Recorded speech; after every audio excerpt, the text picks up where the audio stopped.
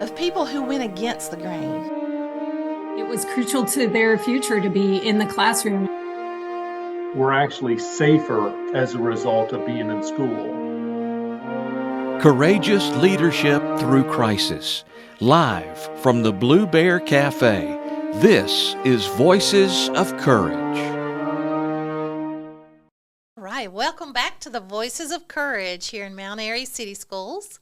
We had a lot of questions in our previous podcasts about communication and how that was so critical in a crisis. And we want to create a little toolbox for our listeners on how you can have a communication toolbox and strategies set up for the next crisis you may be going through. Carrie Venable helped lead through COVID. She is our Executive Officer of Communications here in Mount Airy City Schools. And she is going to jump on here today and give us some great strategies and ideas, and I think you'll find them really helpful. Welcome, Carrie. Thank you for having me.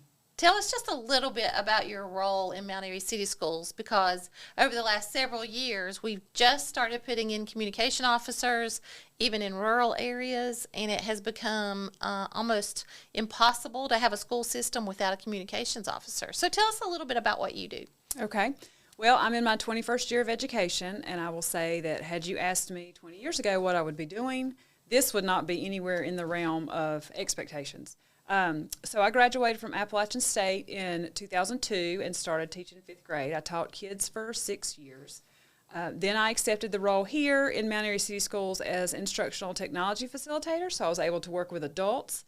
And somewhere through that time, I started cross-training with Judy Walker. And when she retired in 2012, I was gifted the additional role of public information officer.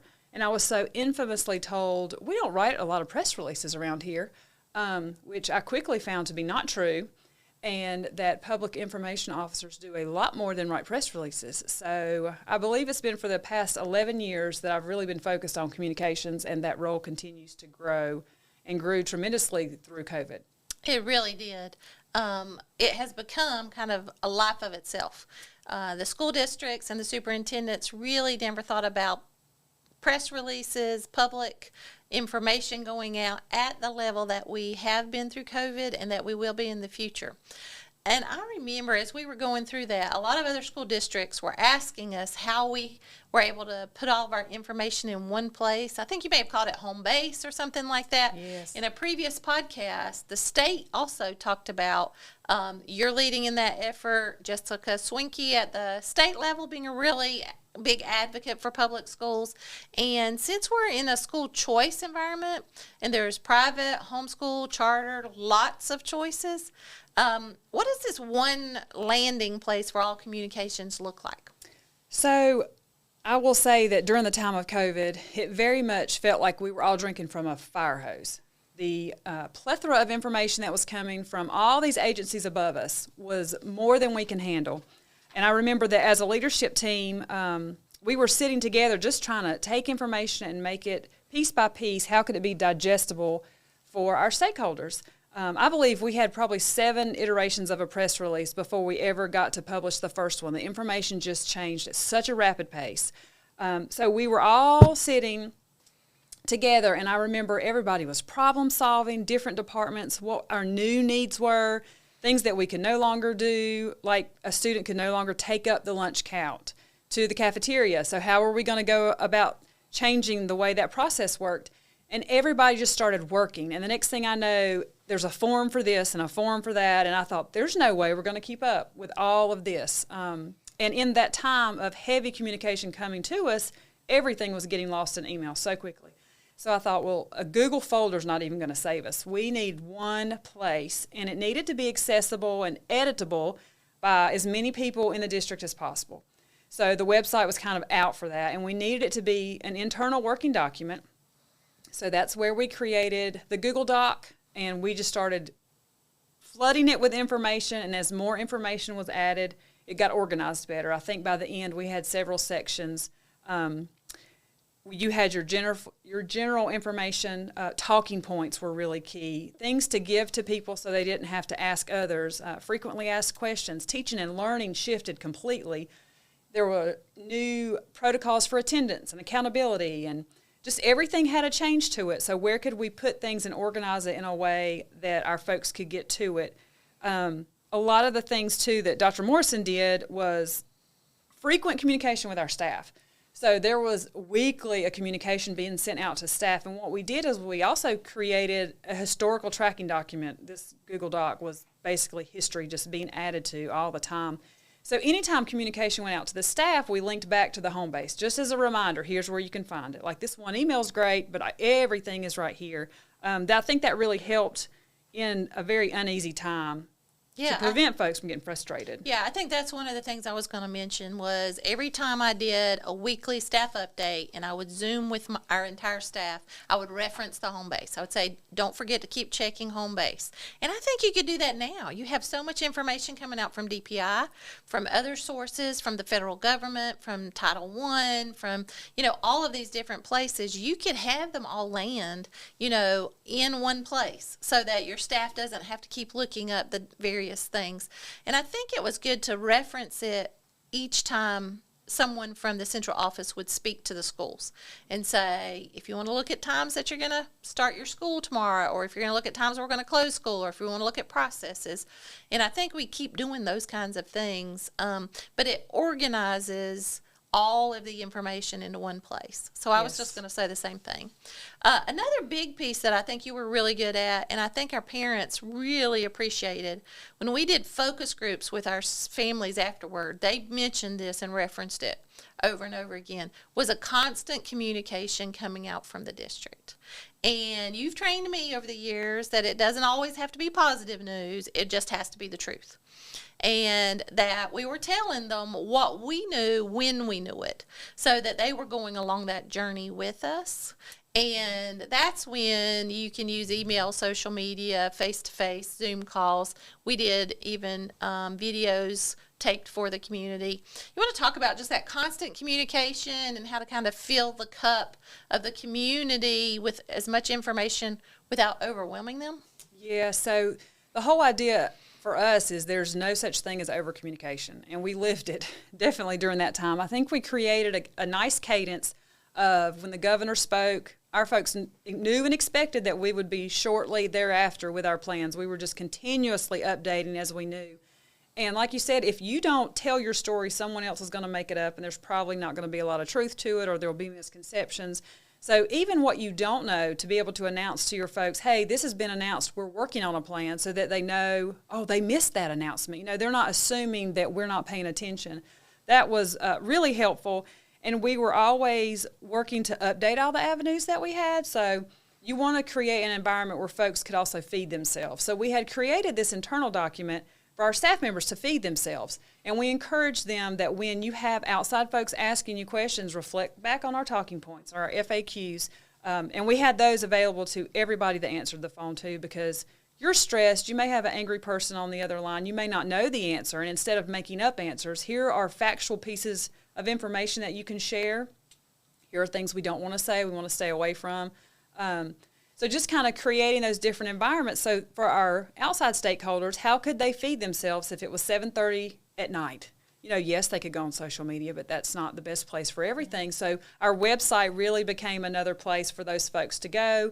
And when we did post on social media, we would link back to those avenues for folks. Remember this, because memories fade pretty quickly, especially through a crisis. Things that might have gone well a year ago, the same crisis is going on.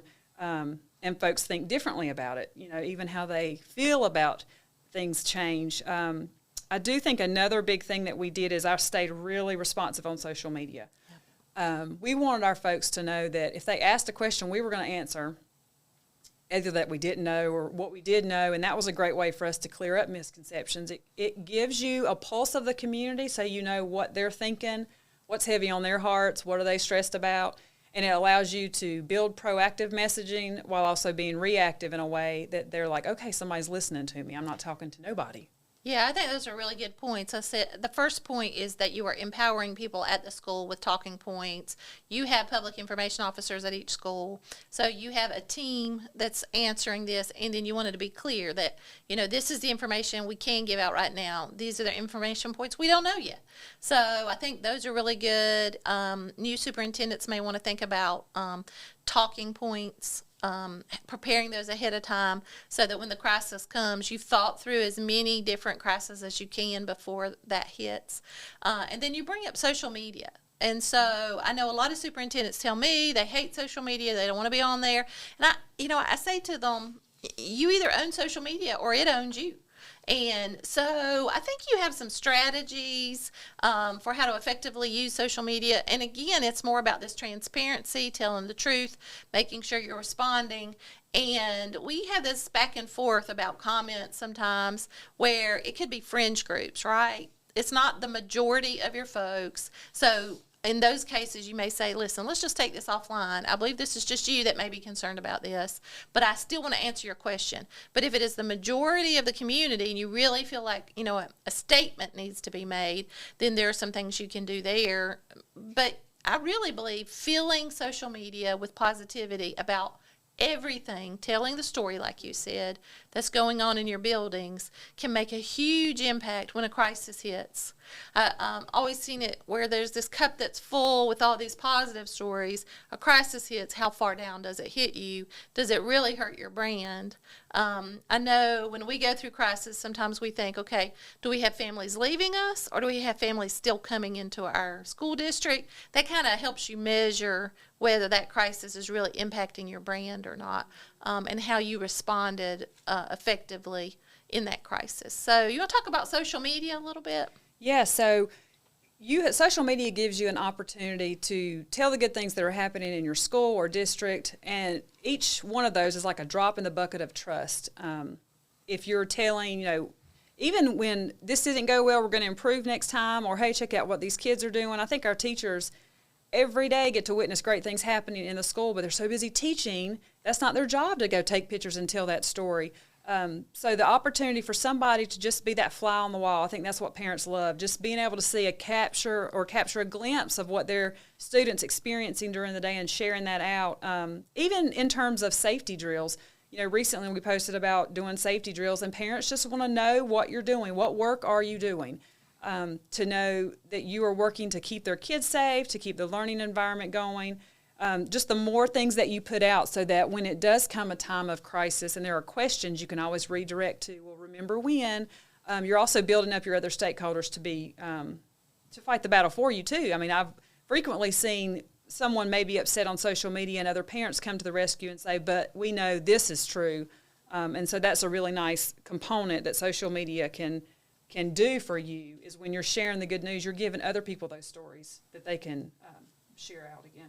Yes, I'm always surprised when people in the community come to your rescue on social media because they're like, no, that's not my experience. That is not what I had, happen when I was there. Those are surprises to me, that people would actually get on social media and really kind of fight for the school district. And we really appreciate that. I would think, as you think about, if you were sitting down with a new public information officer or a new superintendent, if you really think about in your leadership, what's one or two things you would want to tell them that maybe we haven't covered? So I would say that you don't have to do everything on your own, and you can't. Like, that's not a reasonable expectation of your job, of anybody's job, really. If you think about well-built teams, everybody brings different life experiences, they have different skills. So can you go ahead and rely on that person that you built up over the years, and they have the freedom to be creative? And sometimes that comes with the environment that you create as a leader. Do folks have the ability to speak up to you and question maybe your thoughts on something, or maybe provide insight that you just didn't know because you missed a part of the puzzle? Because superintendents and principals, leaders, there is so much on their plate. So how can they just rely on the expertise of others? I think that's really valuable. When it comes to social media, even knowing that not everything belongs on social media. It's a great aspect of communication. But one of the things for us, for example, during COVID, we knew that the highest reach for us was going to be our school messenger, our phone calls, and we needed to make sure that the information was accessible to our people. Now, the other piece is the website and social media are, that's icing on the cake, but the reach for us is less, and you're starting to include more community into that conversation, and sometimes those conversations don't belong within the community. And like you mentioned, bringing stuff off of social media, knowing that not everything belongs there, and when do you shut that down and call that family and have a conversation. Just knowing that in the whole aspect of use your team for some of this and talk through things, because our knee-jerk reaction sometimes is not the best reaction. Yep. You talk to a few members of your team and you come up with a much better plan.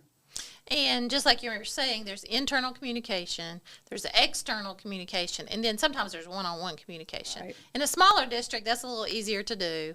But, you're still going to run into them in the grocery store. You're still going to run into them at church. What are kind of our talking points to make sure we're always showing the good stories that come from our district that they may not know about, but also being truthful. We just don't know about things that are going on in the community.